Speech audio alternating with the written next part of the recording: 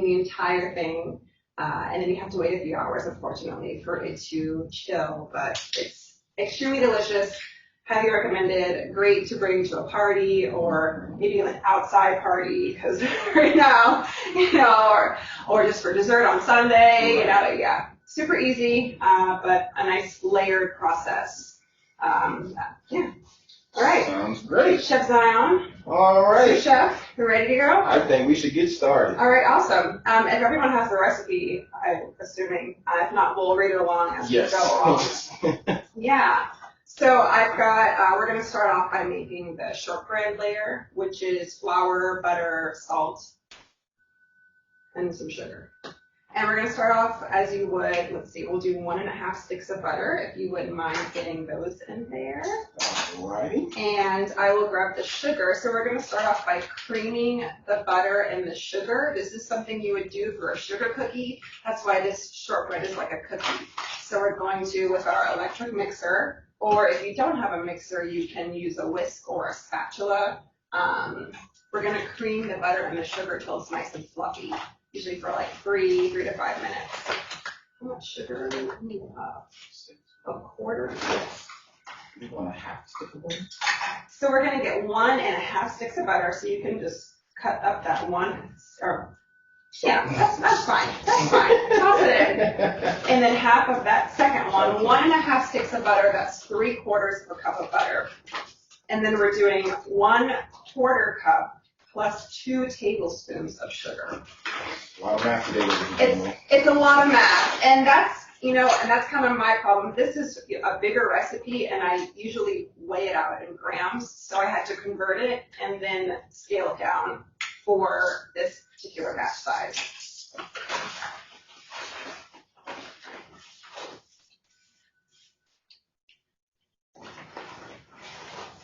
All right. So we've got our 1.5 sticks of butter and our 1/4 cup plus 2 tablespoons of sugar. And before this goes all crazy, I'm going to kind of break it up in here, just so that there's no flying mess anywhere. All right. I'm actually going to use this as my landing zone. It's a little messy at first. Not the mess.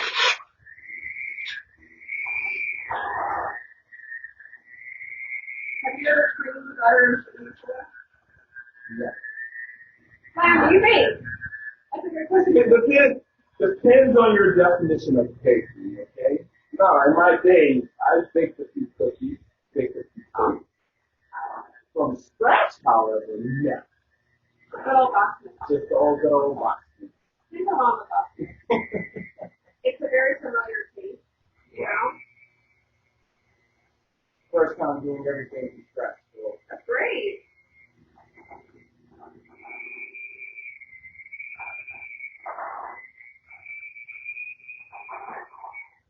So, if people who are watching / participating have ever creamed butter and sugar with an electric mixer before, it makes a mess, for starters. And you don't have to do what I'm doing at all, but I will use a spatula. You can use a spoon or, something that is a large utensil to scrape down the sides of the bowl. That way we're making sure that the butter and the sugar keep incorporating. So I'm going to turn it back on. I'm going to keep going at full speed until this is really fluffy.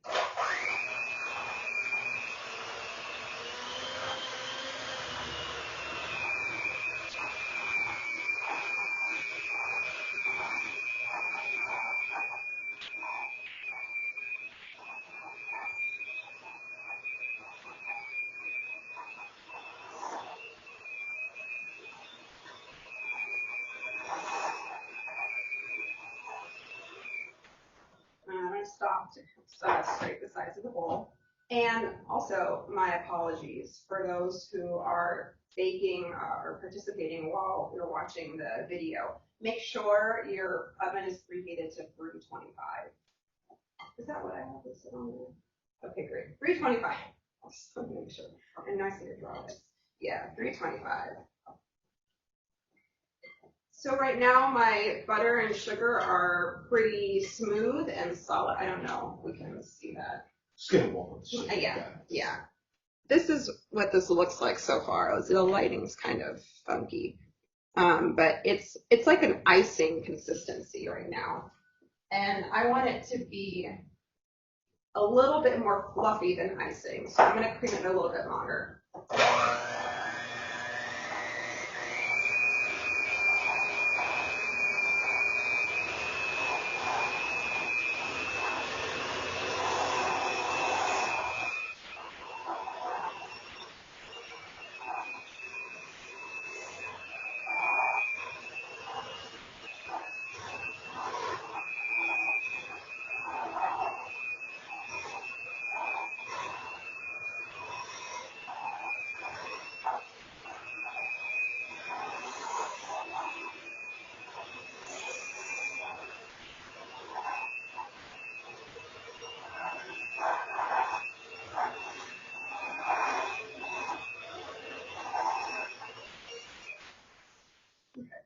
We're gonna call that.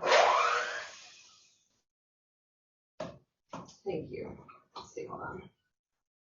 And I'm gonna scrape off, I want as much of this butter and sugar as I can get from my little whisk here. I do have a towel. Oh, with your hands, yeah. I do like to keep a wet towel nearby for wiping my hands, keeping my station clean, which we can talk about that a little bit later. Okay, maybe I'll do that. Sorry, that's very loud.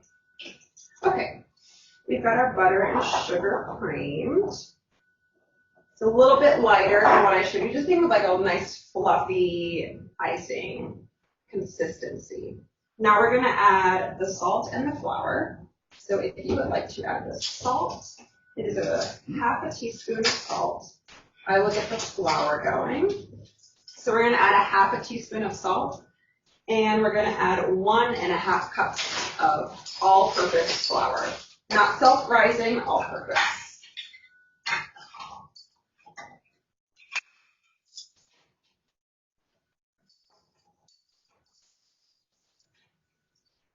And when I am scooping flour, I like to pick up a nice hefty scoop, something that's way above what I would be measuring.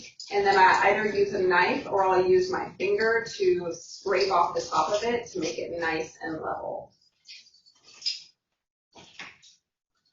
That way you're getting an accurate measurement. Big tape here. Okay. This part can get a little messy, but we're going to try to do this as efficiently and cleanly as possible. If you have a spatula, that's great. If you have a spoon, totally fine. I am folding the flour into the butter and sugar. So I'm doing like a J motion, like the letter J with my wrist. So I'm taking it and I'm picking it up and I'm folding it in. And I'm picking it up and I'm folding it in. This is different from something like stirring, because when you're stirring, you're incorporating the ingredients differently from folding. Do you want to try folding this a little bit? All right. Yeah, it's a little bit different, and it's a good technique to try to get down because, so think of it like, are you right-handed? I'm right-handed. Okay, no problem. So you're making a forward straight for you. I'm left-handed, so it's a backward straight for me. Okay. You pick it up and you fold it over and you're pressing it in. And then I'm turning the bowl and I'm picking it up and I'm folding it in. It's not going to look like it's doing anything at first, but once you give it a few turns around the bowl, it'll start to incorporate. That's great. It's perfect. I'm a natural. Yeah. Easy learner. Pick up fast. So if you want, Chef, go ahead and tell the people exactly, kind of who you are, and a little bit of kind of where you do your work as well. Okay, yeah. So where do I start? This is is always an uncomfortable question. Tell me about yourself, the elevator pitch. So I was born and raised in New Orleans. I am an artist. Let's start right there. That's a good place to start. I'm an artist, so I grew up dancing my whole life. Modern, contemporary, ballet, you name it, I did it. I went to undergrad for dance in upstate New York, and then I moved to California a few years ago. I was living in San Francisco. I was dancing. I was baking a lot. Baking was my coping mechanism for all the stress that I was under. And I decided a few years ago that I really enjoy baking and doing pastry just as much as I enjoy dancing. It's a different art form for me, different way to look at art, right? I mean, because if you go to like a fine dining restaurant and you're looking at desserts and plating food even, it's so beautiful. They've got like, drips and swoops and sauces and all kinds of stuff in there. That looks great, by the way. Keep going. Right. Get a little bit more incorporated. Right. So I decided to go to culinary school, and I just graduated last September from the Culinary Institute of America in Napa, and that was an amazing experience. I got to go to Copenhagen to do an internship with a Michelin star restaurant, and since then, since I graduated, I worked at a Michelin star restaurant in San Francisco as the pastry chef for one of the two restaurants that were they were joined together, and I decided to move back home. I haven't lived here in 10 years. So I moved back home in January, and lucky for me, the pandemic happened, right? And my family's so happy that I'm here. So I came here and I was working bread baker shift at La Boulangerie uptown, making bread at 4 a.m. And I lost my job, obviously, from the pandemic. And then I started my own business, which I'll tell you guys about later, because we're gonna move on to this. That looks great. I want to show you guys what we're working with right now. Whew. It's a lot of work, right? I mean, I have muscles, you gotta have muscles. So Zion did a great job. It's not all the way put together yet, and that's fine, because we're gonna finish putting it together in our baking pan. So it's like a crumbly, sort of like a sugar cookie consistency, like if you were to make sugar cookies. I have here I have a glass pan, but really any baking pan that is of an equivalent size will work. This is I think I said 9 by 13, but this is not a 9 by 13. It is a 9 by 13. Would you look at that? So we're gonna dump all of this in here. And I use my hands, so that's why I make sure that they're always really clean. If you're not comfortable using your hands, you can. I'm going to take extra precaution here, people, and make sure your hands wash the hands extra clean. Absolutely. Extra clean. Absolutely. And I'm going to use my fingertips and my palm, and I'm going to press this into the bottom of the baking dish. It's kind of like a Play-Doh consistency right now, so it's kind of nice to work with. And actually, Zion, if you want to, I'm going to have you grab, I'll grab a cup for you. And a little trick I like to use is like the bottom of a cup. Yes. To really make it flat and even. Okay. So I'll get started. Here.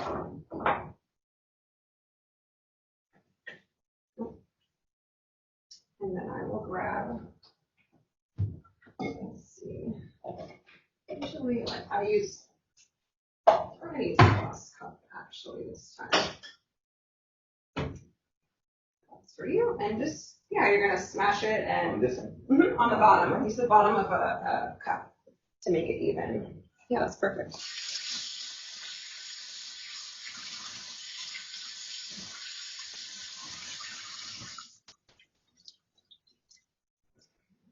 I'm picking up some cup. That's okay. So we'll scrape that off.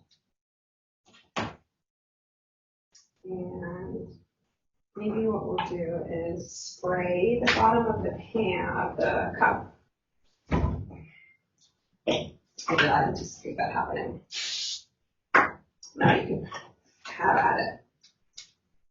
So the glass is picking up some of the bottom of the dough. Oh, and no worries. Maybe we'll use our fingertips instead and very lightly pat it. And then after that, so you can scrape what's on there. And after we've gotten it mostly even, we can go and just lightly press down on that. Just make sure all of these little, these are filled.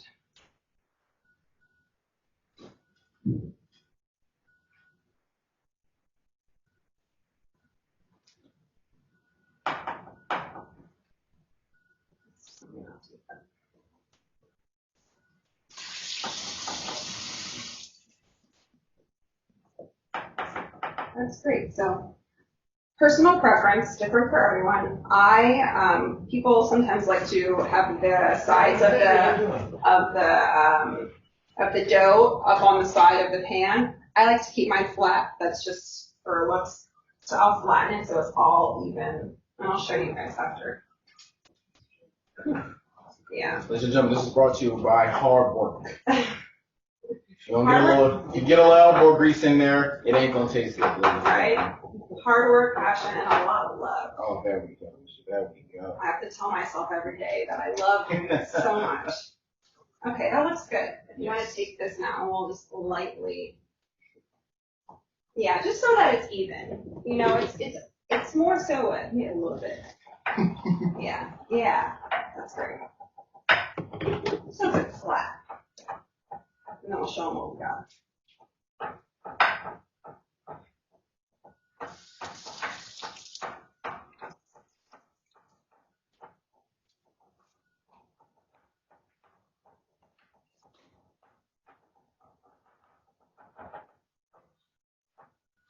That looks great. And I'll just come in and I'll just tuck these little edges down again. And not only is it personal preference that I like to keep the whole thing flat, it looks cleaner when you're cutting it and taking it out of the pan. If I were to sell this as a pastry to someone, I would get more out of it. I'd yield more out of it because I have clean edges. I don't have to cut around the edges. Yeah. So we've got it pretty flat. Designer did a great job of getting it flat and all around. So we're going to pop this in the oven. Excuse me. Our oven was set to 325, for 20 to 25 minutes, which gives us enough time to make this lemon curd.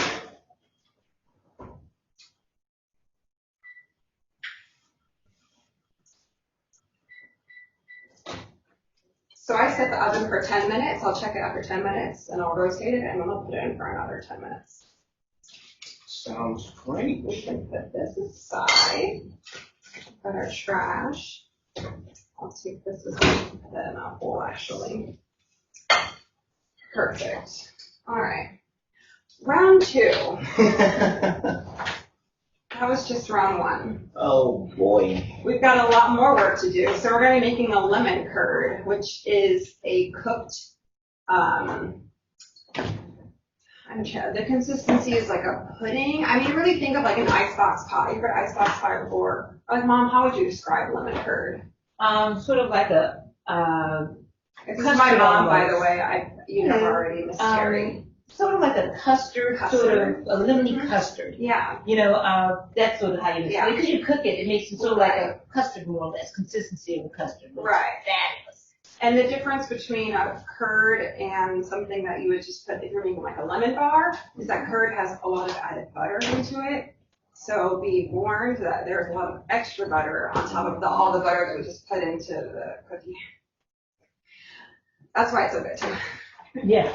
Yeah, exactly. So I've got a medium sauce pan pot. We're gonna add 3 eggs. How good are you at separating eggs? I'm an expert. Great. We're gonna add 3 eggs and 3 yolks. And if you can please put the whites in here. Oh, Whoa. never mind. I know what that. I know that's what that meant. It's okay. You know, and well, this is a good way to, so this is a great recipe to make with kids as well. Kids are really good at cracking eggs and separating so-so, like once you show them one time how to separate it, if you want me, I can show you how to separate eggs.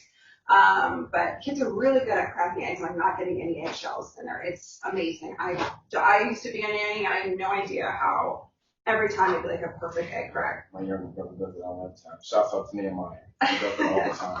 Oh, how cute. So I'm gonna show Zion how to separate one egg. I want the yolks in my pot because I want more yolks than I do egg whites. And I'm gonna save the egg whites because I use them for everything else. Okay. So I cut it, carved it in half, and then I'll just go back and forth until all of the egg white is in there. Alternatively, you can do that, crack the egg in your hand, and then let the white fall out. That's really messy. If you're cracking a lot of eggs, that's what I would do. But just for 3, I just need, 2 more of those. And you have to just make sure not to get any egg yolk in that. So no pressure. No pressure at all. And while he's cracking those egg whites, I'm going to get the lemons started.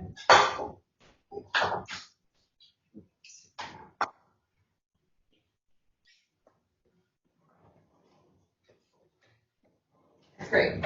She's not falling. As long as egg yolk doesn't get in there. Oh, no pressure, but I need those egg whites clean. That's good. That's perfect. And one more. Here's that. Expert.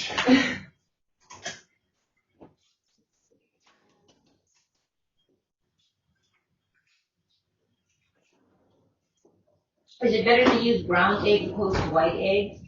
There is no difference. Great question. There's no difference between white eggs and brown eggs. I think I just personally like to use brown eggs. I mean, for a lot of reasons. And usually the brown eggs are going to be like cage-free, which these days that doesn't really mean anything anymore.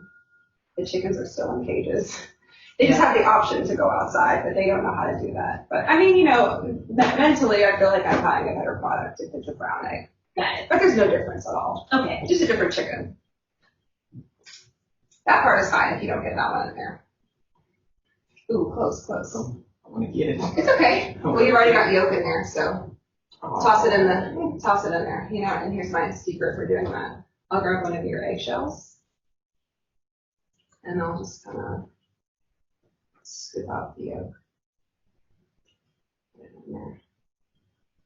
Ah, okay. Mm-hmm. Okay. There's a secret. In there, and then we'll need 3 whole eggs in there as well. Oh, see, I do that. Yeah, that part, right? So Zion, do you know how to crack it with one hand? Ooh. Allow me, sir. Get a real chef in here. Thank you. Yes. Well, the secret to it is holding the egg like this. Crack it on something, either the base is here, and then you're going to take your 2 fingers, hold them together, and it cracks the egg and drops it in. So you're going to take 2 fingers here, 1 finger there, crack, drop. Oh my. All right, I'm going to do one more time, Zion. How many eggs are going here? Yeah. 3. Okay, so you either can do it on the base of something. Usually when you do it on the base of something, you lose control in some of the stuff when you fall in there, and if you don't want it like that, then that could be an issue. When you crack it, you're getting a good solid crack in it. 2 fingers here, 1 finger there, and just break them apart. You see what I mean? And drop. And you're separating it with those 2 fingers. Get it? Here, With your here. Yeah. index. Index, thumb, and then middle finger Yeah. is the one in it as a separator. Wow. Zion's going to try it this time. You got it, Zion? There you go. We're about to see it. No pressure. No pressure. All right. So, she said, oh, look. Yeah, that- there you go. That's okay. Go. Yeah. Great. That was great.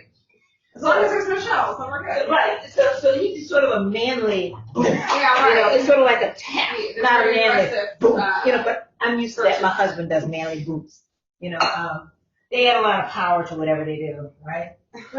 But you did good, Zion. Yeah, that was Congratulations. great. Thank you. Even I can't crack a whole bunch of eggs with one hand.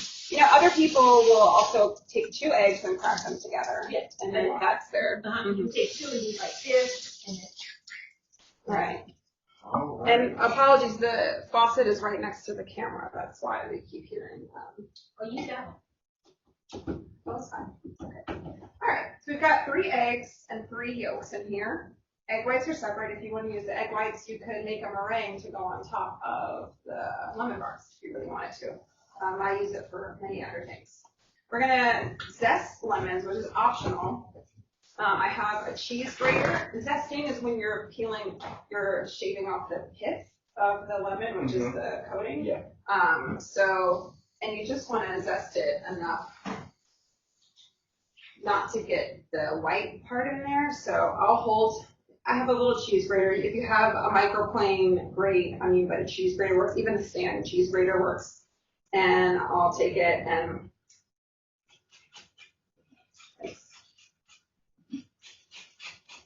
and I'll zest it just enough so you can see. I've just only peeled off the bumpy part of the lemon, right? This is an optional, so if you don't have a cheese grater or if you just don't want to add this, it's totally fine. It just adds a lot more lemon flavor. You can smell already that there's the oils from the pith are coming off already. So, well, I'm already going to do. I would love. Great. We're going to zest 1 whole lemon to get the whole thing off and make sure not to go, too deep in there. And then while he's doing that, I'm going to juice 1 cup of lemon juice. So you don't have to use this, but I have a lemon juicer. I'm trying to save my hands because I would like to use them for the rest of my life. And squeezing lemons in my hands is a lot of hard work. Yes, I probably already have arthritis. So I think 1 cup of lemon juice is about 3 lemons or so. Sounds appropriate. And I like saving the lemons for iced tea. Yeah. And I use them in iced tea. Yeah, so you can save the juiced lemons and then make a large batch of Lipton iced tea. Yes. And then throw the lemon scraps in there. It's delicious. delicious. Yes. So good.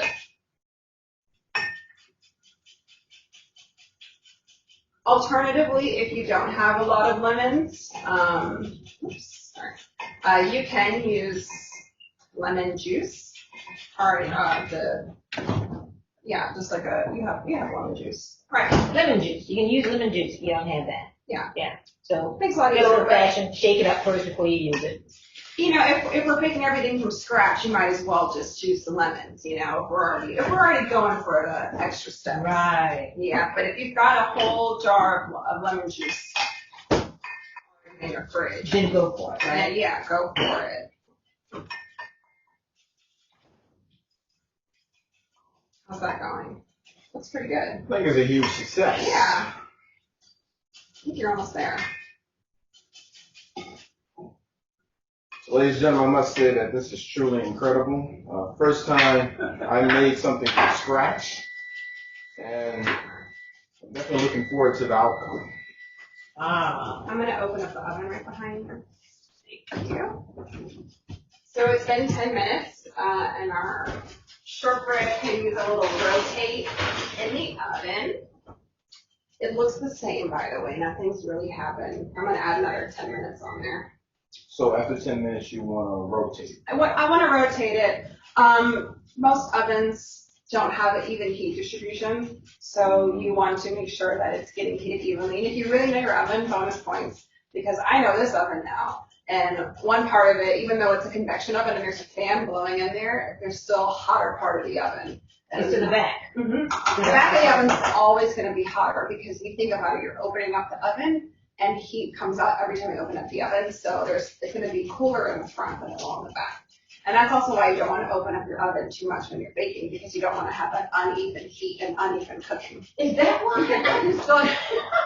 Never would have known the reason. Mhm. Okay. Yeah. Lionel, did you know that? I knew absolutely none of that. So little things, and then you're like, oh, that makes so much sense, you know? That's great. So he's got a whole lemon zested in there. I'm going to grab that lemon, actually, so I can use that for juice. And I lied. It's going to be a lot more lemons than I said. It's not 3. It's probably going to be 5. Yeah. 5. 5. Mom says 5. 5 is. Zion says something closer to 20.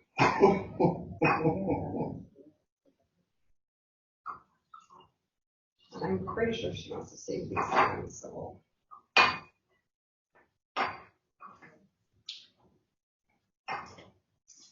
Let's save them.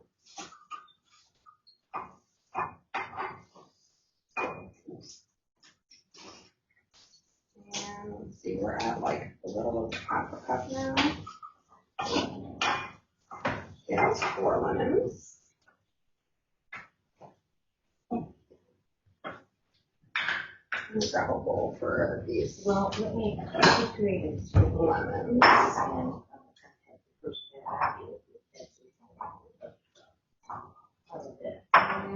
And let's see what happens. I'll grab a couple more. We bought a big bag of lemons. So it's very helpful, but I would maybe average for this one. Yeah, closer to 6 or 7 lemons. That's my bet.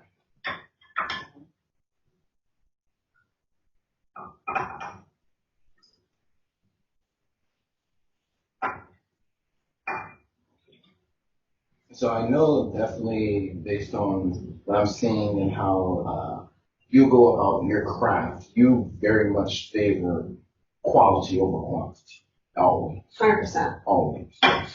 Yeah, as much as possible. I would really, and that goes kind of one on one with putting love into it, you know? If you're passionate about something, you're going to want to put your best into it. And that goes all the way down to the ingredients, to taking the time to do the extra step, you know, if this is an extra step.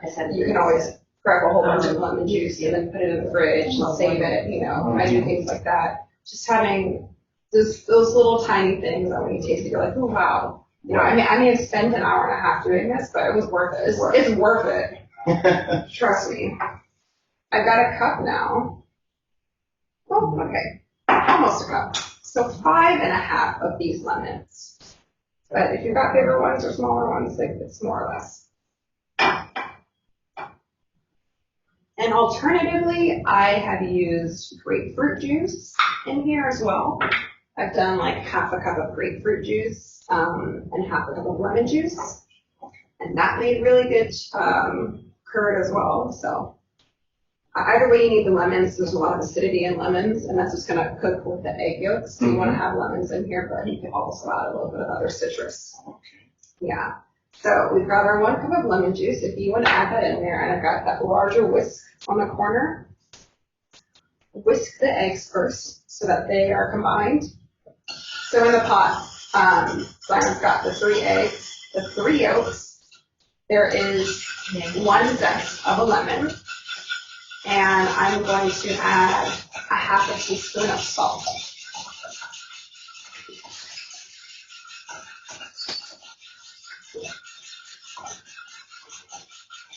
Put in there. Okay.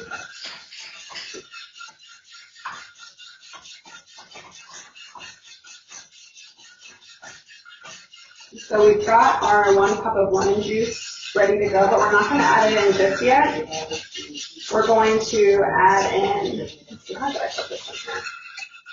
Oh yeah, okay. We're going to add in the sugar and the cornstarch, and if you wanted to use vanilla, it's optional, you don't have to. I'm not using vanilla in this recipe, but you're more than welcome to add in a little extra vanilla.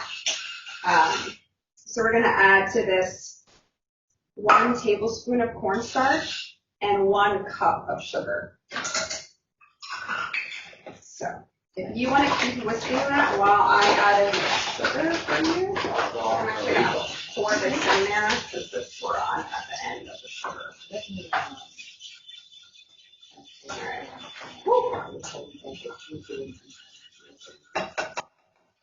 As I make a mess. So 1 cup of sugar and 1 tablespoon of cornstarch.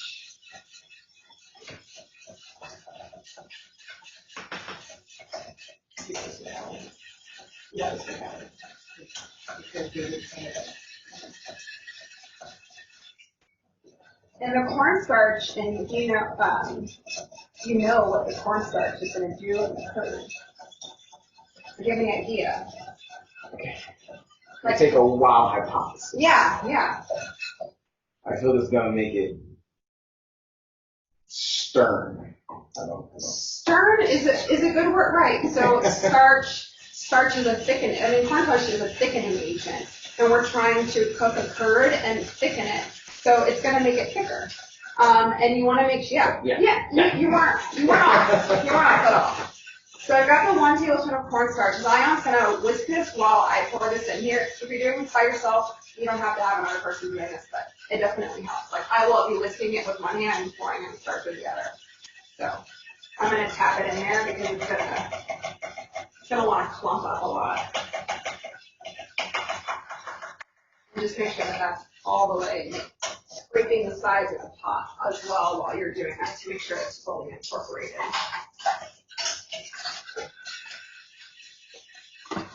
Is it better for someone to have all of these little things set aside to, like, have the, quarter of this, already have, the zesting done and the... Yes, another great question.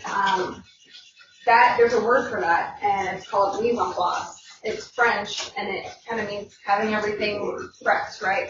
So mise en place would kind of be like, you can use it in everyday life. If you like to prep your clothes before you go to work the next day, that's mise en place, right? You're preparing for the next day. Are your clothes laid out, ready to go? For this, and for anything that I'm doing in the kitchen, I always prep all of the ingredients beforehand. So I have prepped even the baking pan, spraying the baking pan, getting out all the ingredients ready to go. I would have normally measured everything, but since for this video, It's better to show it. yeah, it's better to show in terms of this instruction. Yeah, that's good. I think you're good now. well, you're actually going to keep whisking. Yes, I don't need to go to the gym today. No, not at all. You're going to pour in that lemon juice and whisk at the same time. And this is really important to do at the same time because that's an acid and you're adding it into eggs and it's going to congeal the eggs. So you want to make sure that you're whisking it so that it doesn't curdle the eggs. It's probably not going to happen, but you've been whisking that a lot and it's created some heat in there. So it's probably already cooking a little bit. Oh, I didn't think about that. Yeah. All right, so stop whisking, Zion, so fast. Hold on. Let it cool just a second. No, it's fine. Okay, yeah. It's okay. He was whisking Because away. we're going to cook it anyway. So go ahead and pour and whisk. And here, actually, let me put this on here so it doesn't slide. Pour and whisk. Let's go. And then we're going to cook it and we're going to keep whisking. So you can do all the hard work today. I really like that. And it's pretty good at it. Yeah, you're doing great. That's perfect. Put those muscles to work. Yeah, please. I'll do this 7 days after we go in. Right? We're getting a really good workout today. So that's good right there. So I'll show everyone what we've got. Yeah, that's fine. So this looks like you've just whisked a lot of eggs together. It is a very soupy mess, but Zion did a great job of incorporating all of the ingredients together. So we're going to cook this on the stove. And this is a really important step. You want to continuously whisk this.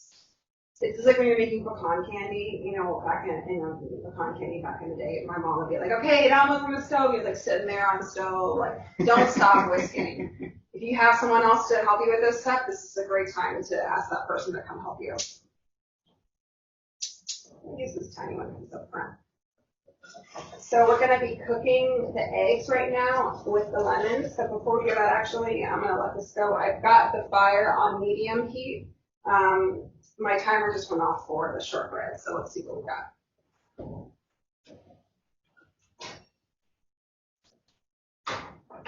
So this is after 20 minutes.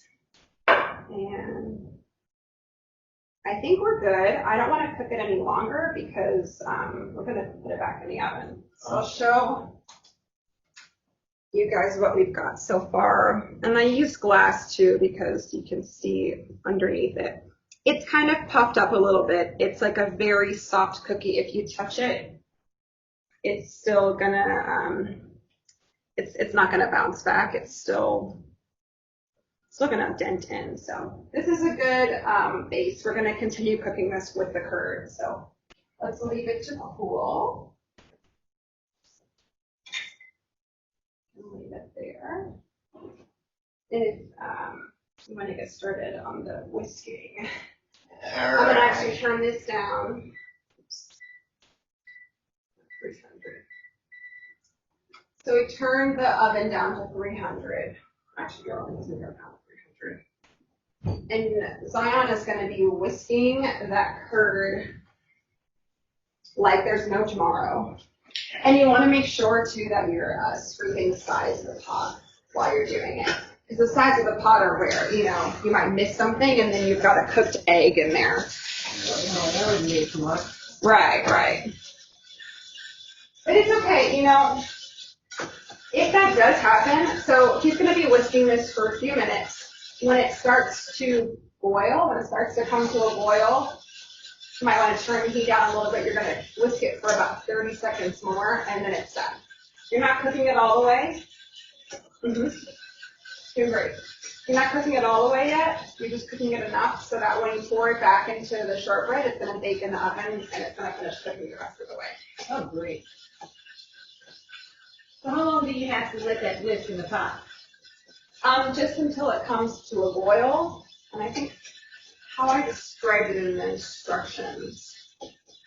Whisking constantly, stir until the curd begins to bubble slightly and thicken. So you'll feel it thickening as you're stirring it.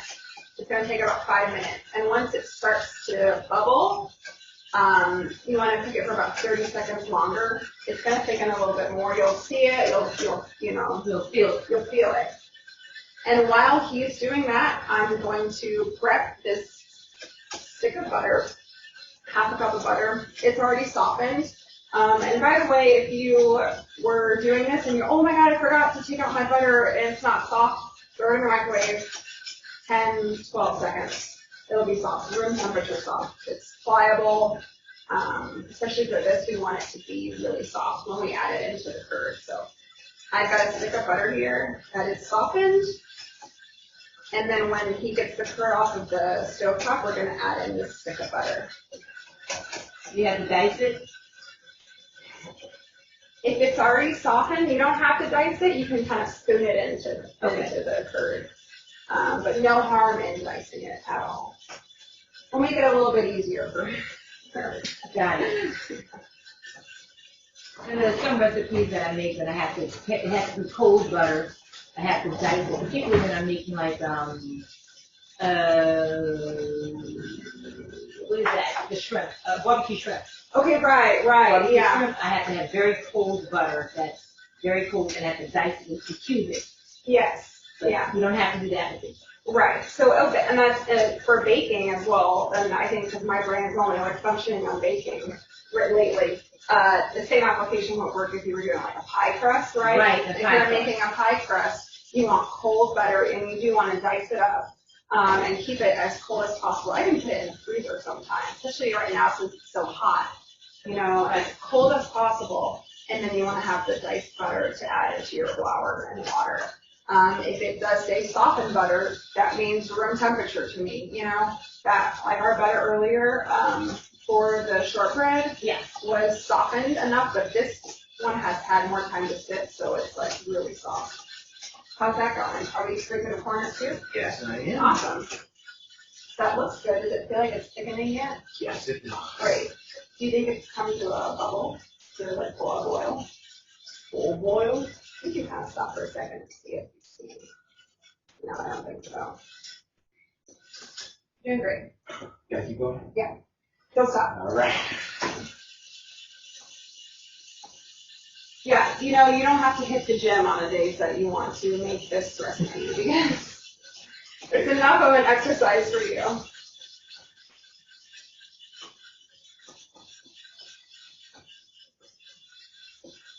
Oh, that's good. So right now his curd looks pretty satiny. There's like a foam on top, and that's just from him whisking it. But it's pretty smooth and silky right now. Before it looked like a whole bunch of scrambled eggs. but right now it's a lot more incorporated. That's looking really good. It's thickening as well. I think you're almost there. It has been about 5 minutes as well. You can turn the oven off on accident. Oh, there we go. I'm gonna call that, actually. Yeah, that's great. A for effort. That's perfect. So Zion, let's see, I'll get a spatula so you can see. So as you can already see, if you can, it's steaming. It came to a bit of a boil under all of those bubbles from him whisking so vigorously. And it has thickened significantly. It's almost like a pudding consistency. And that thickening came from all that cornstarch that we added in there. So this is like a nice thin pudding texture, right? So this is hot. It's fine. So we've got our shortbread cooked already. We're gonna pour this curd evenly over the top. And I've got a spatula now so I can scrape out all that extra hard work that we did. You don't wanna, no. Don't leave anything to go to waste. And and that's why it's so important when you're working in a restaurant too, that you leave no waste. I mean, sometimes things take months, even years to prep if you're fermenting or pickling something. And if someone spilled it, I mean, could you imagine? That's happened quite more than you can imagine. Accidents happen all the time in the kitchen, but even if you're doing something like this, you wouldn't, I'm scraping every single cent out of here. Also, that's money.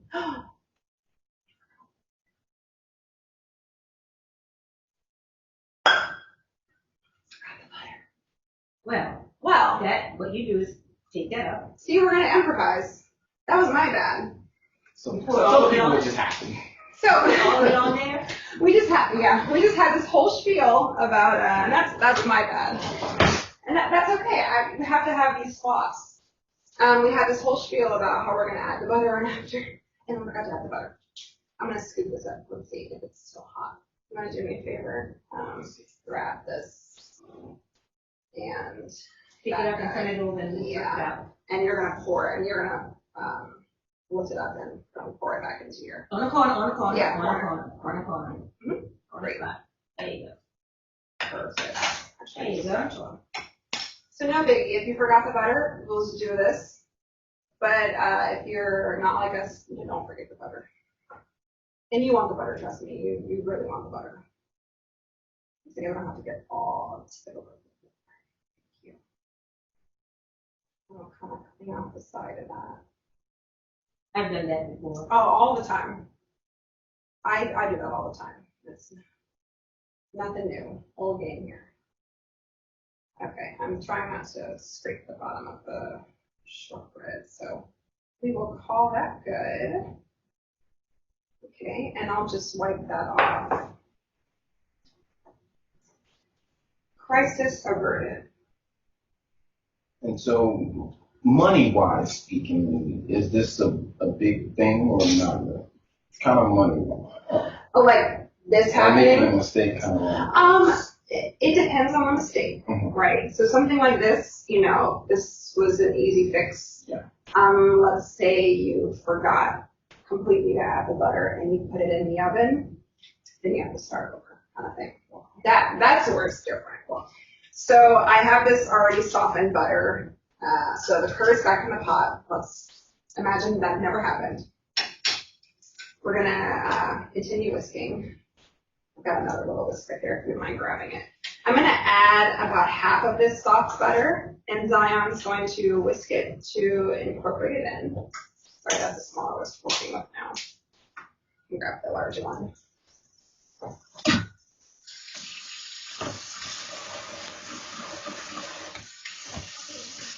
Grab this one. Now, great. And since the curd is still really warm, the butter will melt in there pretty quickly. So I'm going to add the rest of the butter. And that was 1 entire stick to half a cup of butter, by the way. Perfect. And he's going to add all of that in there. Thank you. Just wait to the side. Like this.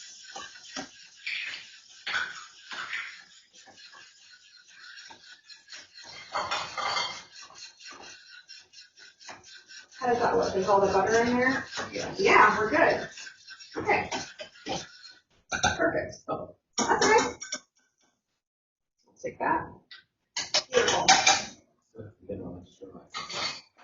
Hey, that curd is pretty hot.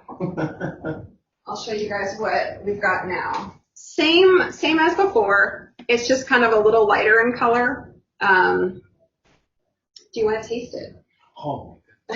This is a good time to try it, you know? It's mostly cooked.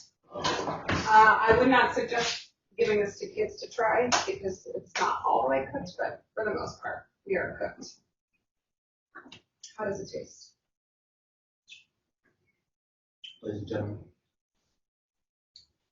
it's got a nice little sweetness in it, but a little tangy. It's a little tangy. Good. Yeah. It's a good tang. Is it too much tang? No, not too much tang. Okay. Let's go. Around 10. Oh, that's nice. It is a good tang. And the lemon zest in there, that's what kind of gets in the back of your mouth tang. Mm-hmm. So now we're going to do what we did before. We're going to pour it on here for real. Yeah. And make sure not to get any of that, all that 1 stick of butter that we just got in there. All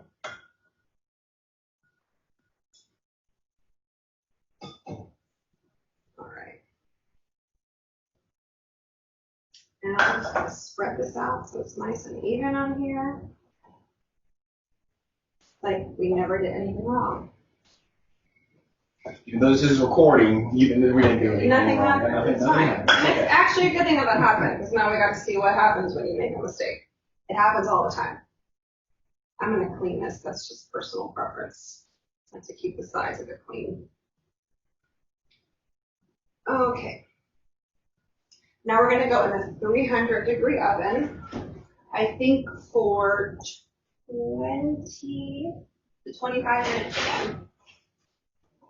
So again, I'm going to do a 10-minute timer and then rotate it after 10 minutes. Excellent. This is a great time because you probably we've got dishes everywhere. Oh. Great time to clean up. But if you had noticed, we're kind of cleaning up as we go along. That's a really important step, especially if you're working in a professional kitchen, to clean as you go. You do one project, you stop and clean up everything, and you keep going. So kind of as we were moving along, I was coming around you and picking up stuff and moving it. All our dishes are in one area. Most of the ingredients are put away. So we're pretty much clean, right? We're just going to just do the dishes, but we can do that. So you got mostly everything. Right. So while we do have some time to kill for our lovely little pastry dish here, you did mention earlier that you now have your own business that you do want, that you're beginning to, come about. So you want to tell the people about that a little bit? Yeah, absolutely. So I started a small pastry box business. I sell assorted pastry boxes. It's called Lanyap Baking. Lanyap meaning, most of us here know what lanyap means, but it's a little something extra, a gift, as you will, right? And the idea started from the quarantine and I'm having nothing to do for months on end, and I'm always baking. Oh yeah, she's got it. Oh, wow. I've only known one other person in my life that's allergic to chocolate. My friend Kendall.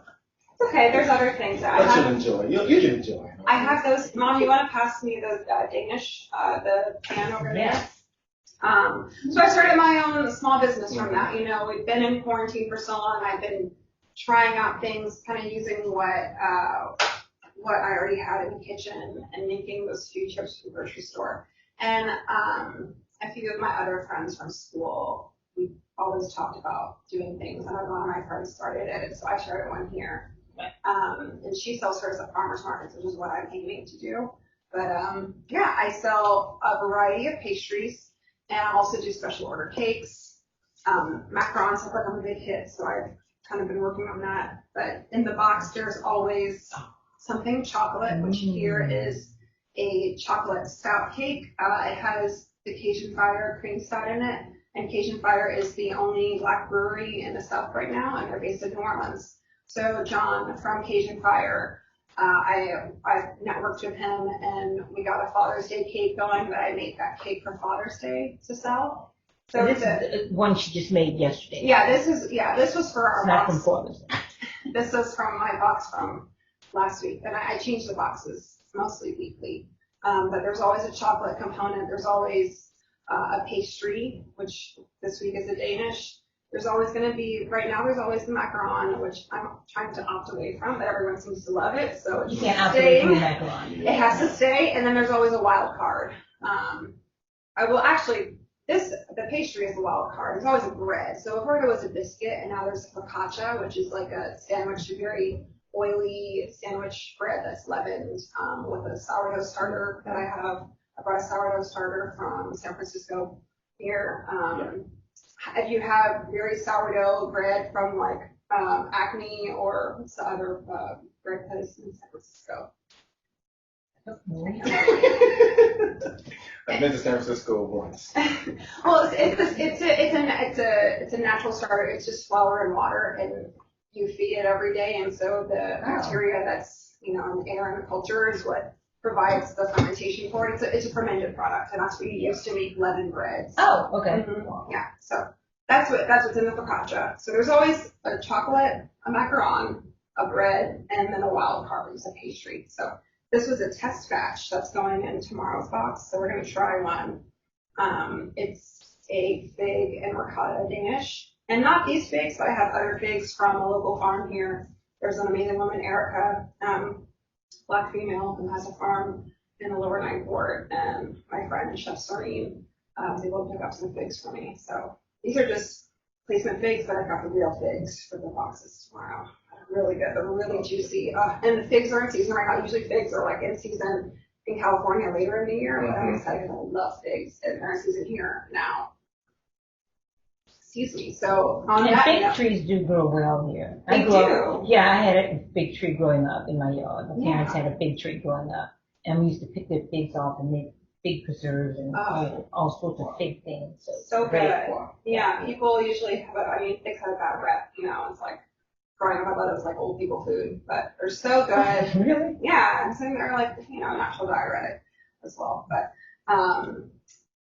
Serene also has a fig tree in his backyard too, so I'll get fresh figs from there. But speaking on that, I like to use as many seasonal local ingredients as possible, which just speaks back to the conversation about quality versus quantity, right? I've been using fresh strawberries, local strawberries for the roasted strawberry macaron. And this week, the box is a roasted strawberry and thyme macaron, thyme that I picked from a neighbor's house that he's got a free garden. So I got free thyme and beautiful local strawberries. The figs in this week's box are local as well. And as much as I can, I'm trying to use great butter, great flour, just that's what makes the difference, right? These Danishes are laminated, which is what you want to do with croissants. Last night, I had to laminate, so you take a block of butter and fold it into dough, and roll it out and fold it. And it's a long, arduous process, but they taste really good, I'm not gonna lie, so it's worth it. I can definitely say yes, I totally agree. I may listen to our viewers if they've tuned into our previous weeks. I've mentioned that I spent a year abroad in Ecuador. It's a South American country, and everything is natural. Like my host family had a whole garden, and everything that we got was from that garden. So the grain for the rice, the potatoes, the fruits, the vegetables, everything was so naturally juiced, was just straight juice in the juice. I threw a little extra something in there, but it was just mostly the juice. And it tasted so much better because that natural taste is just, it just feels better going into your system rather than most of the processed foods. Absolutely. Absolutely. And that's a great point. And it goes both ways too. You know, there is some validity in using already processed ingredients. It's much more easy, it's convenient, and price-wise much more cost-efficient, right? So where I can, like, yes, I'm using Costco butter, you know, for certain things, but when you put it with everything else, you still have a great product at the end of the day. But yeah, that's Ecuador. When you studied in Denmark, you did a lot of farm to table. So you still adopt that within your cooking, I see. Absolutely, yeah, and same with California. California's, you know, quality, that whole farm to table movement really started in Northern California in Berkeley, at Chez Panine with Chef Alice Waters. She started, I mean, what's formerly been what natives in South America and everywhere else in the world have used is like, just from what's in the land is what you have, and that's what you use. That really popularized in California in the late 70s. So now we call it farm to table, but it's really just using what you have and what's local. You know, I'm not going to buy strawberries in December because they're probably not going to be good. So a good way to see what's local is going to the farmers markets that are around here in your area, and whatever they have, that's what you should buy. You know, so if you go to the grocery store and buy it, totally fine. But if you see mangoes in December, mangoes are a tropical fruit. I mean, yeah, maybe in South America because it's summer and winter, but it's red flag. Yeah, so from Copenhagen to that restaurant that I worked with did a lot of farm table. They had their own farm that unfortunately I couldn't go to because I missed the season. But they had a big ferment house where they would take everything from their farm and they would pickle it, they would ferment it, they would cook it, and like save it in this house for whenever they wanted to use it. So it's really cool to see all of that. And then coming back to California, I'm like only working in restaurants where they idolize fresh local food, and knowing your farmers, knowing, you know, your butchers, knowing where you get your seafood from, everything that's been instilled in my life. So any place that I like to move on moving forward, that is going to be key, you know. And it makes a difference. I mean, and obviously with that comes the price, you know. You're paying more for that, but it's worth it, the quality versus quantity anytime. Makes a difference. And that's why for me and my business right now, I'm keeping it small batch orders. I'm only able to do a certain amount of time. I mean, also for space, I'm still doing it in a home kitchen in here. So I'm only limited to so much. But when things start to rev up, you know, we'll move to a commercial kitchen and rightfully. Yeah, but I can show you guys what this is. This was our test Danish recipe. I'm going to pick one up. And we're going to try one. So, would you mind turning that timer off? It's in the middle on the top right. This is the fig and ricotta Danish that I made, and we can cut this one. So we can see the layers inside. This one's for a photo, so we can't use that one. Do you like figs? This is a great Seriously? try. Yeah, honestly, I wasn't into figs either. Let's see, I don't know if you can see. Really nice layers. They're flaky.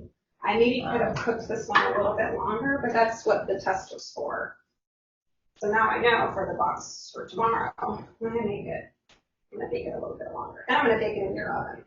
Okay. My oven is terrible compared to yours. Would you like to try these? Are you saying we should put a better oven into that house? Maybe eventually. Okay. Have at it. No. Oh. Well, my piece of fig fell. Oh my word. It's so good. I love it. It has a ricotta and cream cheese filling. And there's also lots of butter in here as well. The fig? We'll try just the Danish. Yeah, try just the Danish. To be honest, these figs are not my favorite. This is a bad introduction to figs. Yeah, fig is a different texture. No. It's texture and taste. And if you and you're trying it for the very first time. Mm-hmm. So. And it's cooked. Oh, yeah, that's true. Cooked things are different. Mm-hmm.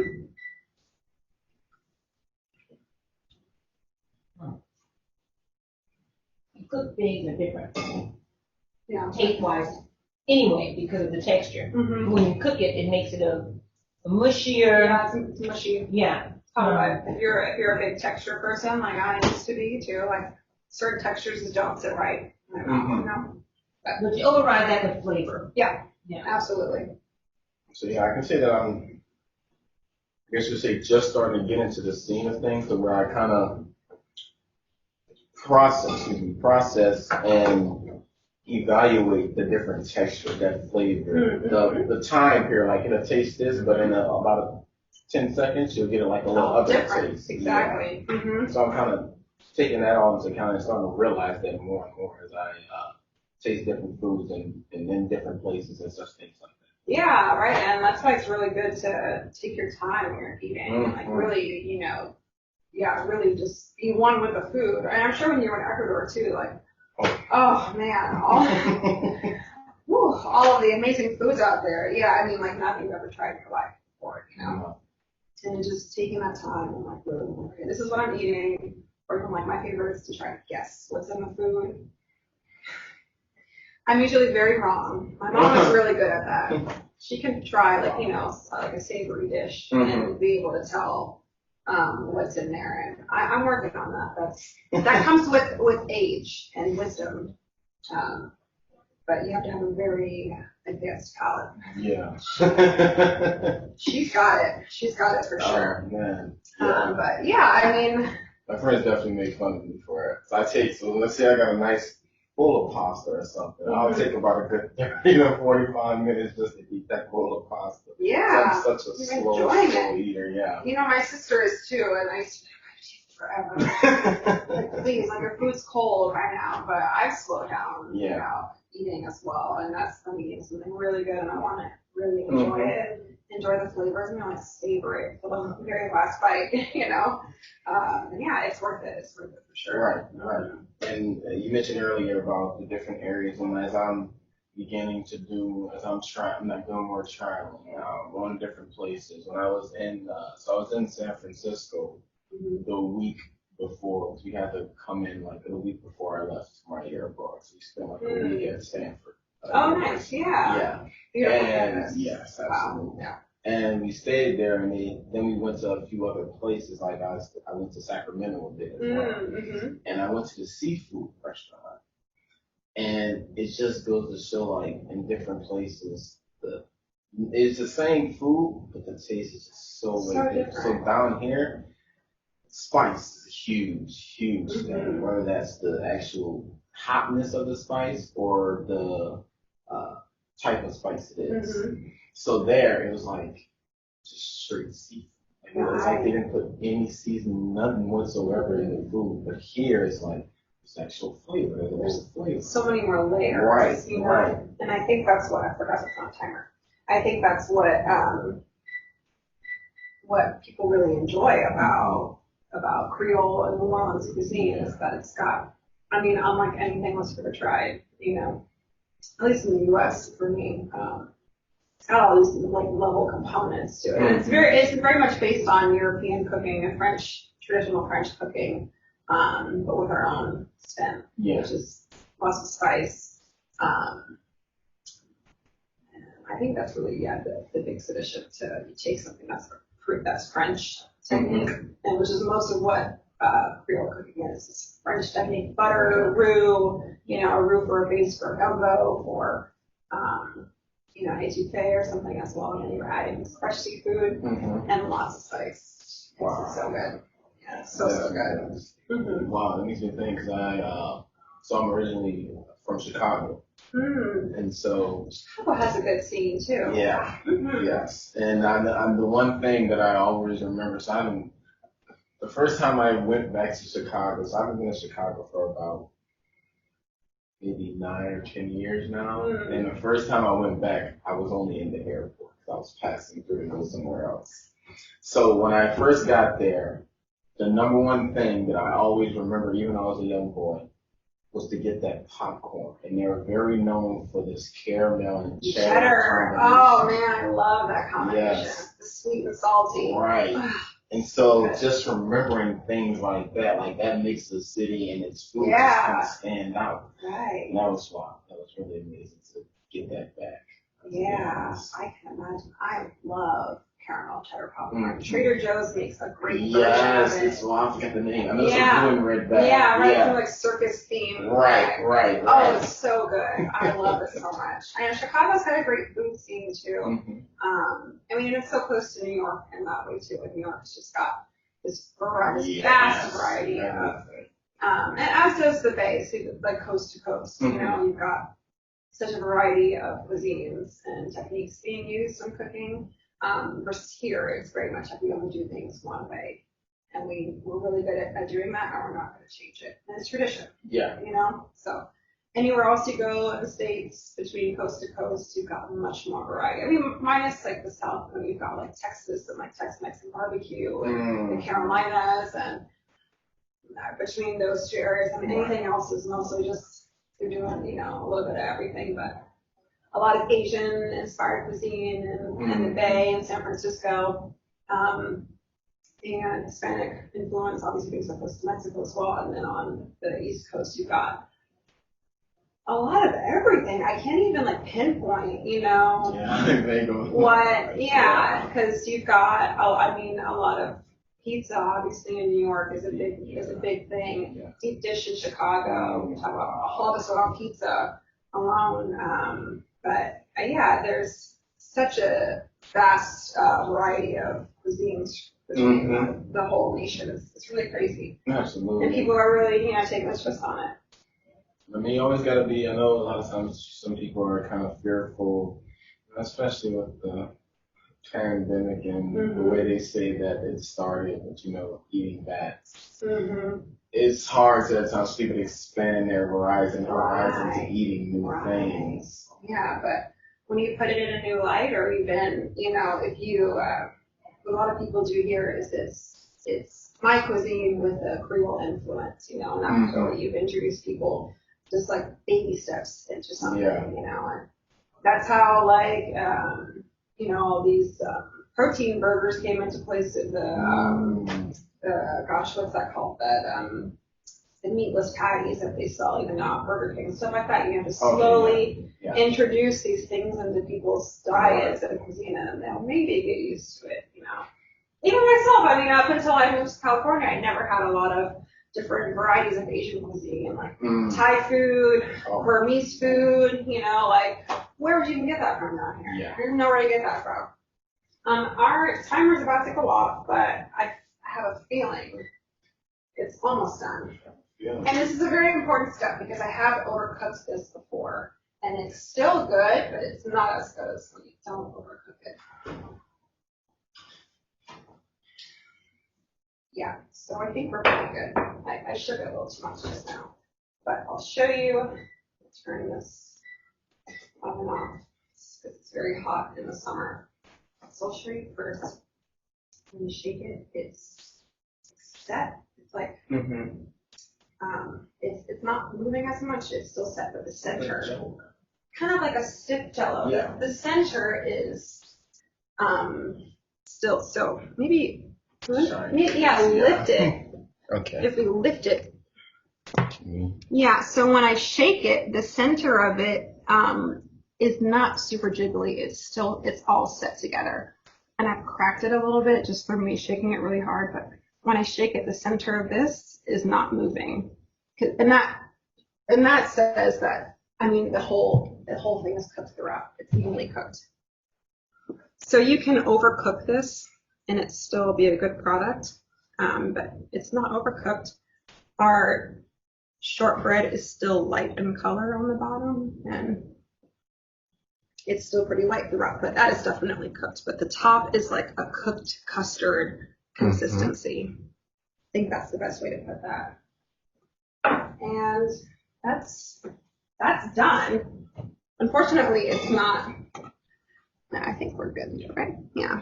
Unfortunately, we can't eat it yet What? I gotta wait a few hours.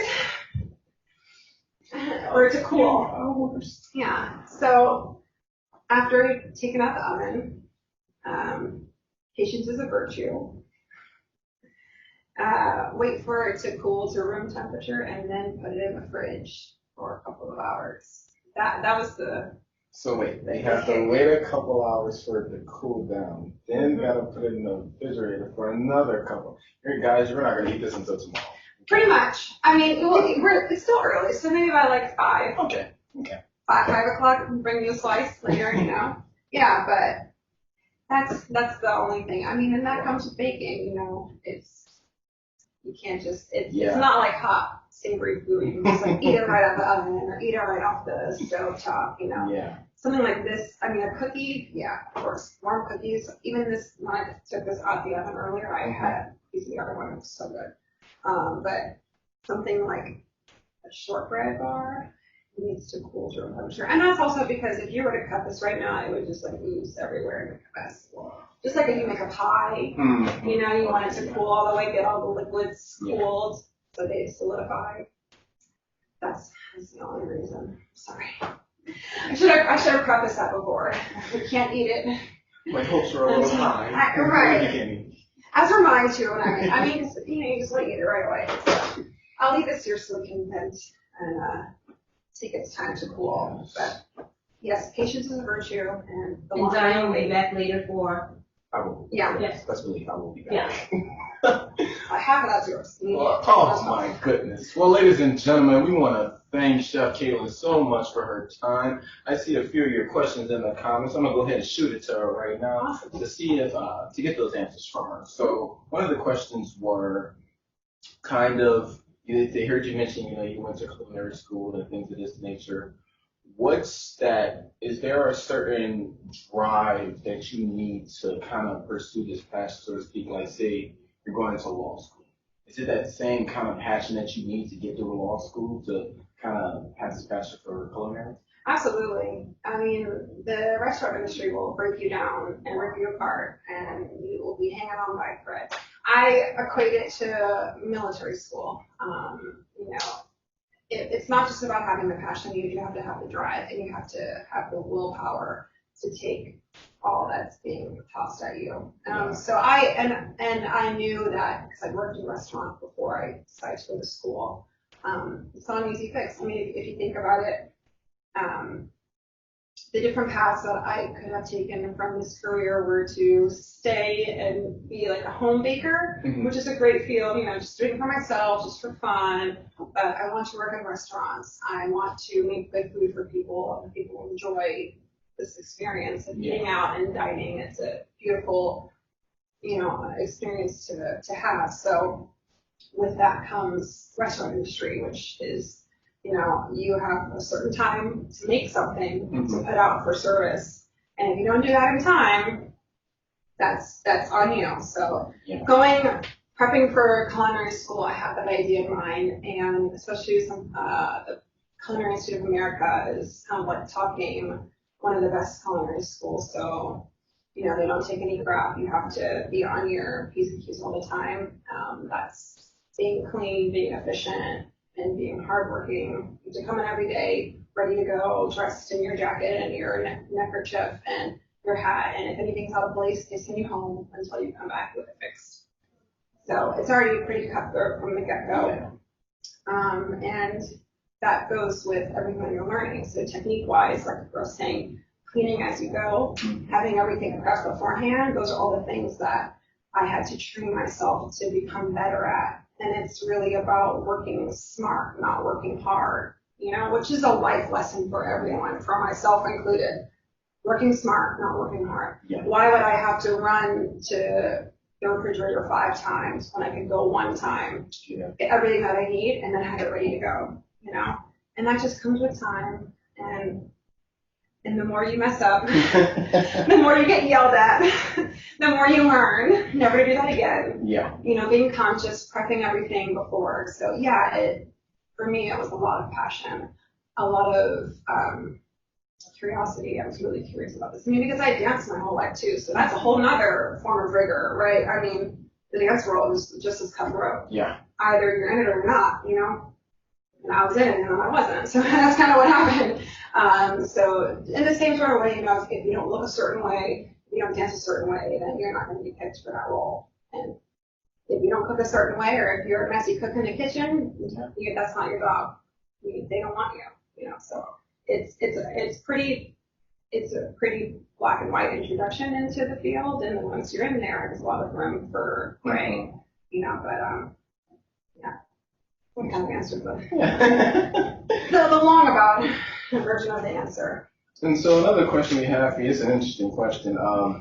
So as you know, as many of you know as well, the world famous chef Gordon Ramsay. One of the questions were, do you believe that he is as hard? Is it as hard to please him as it seems as in the television? Probably, yeah.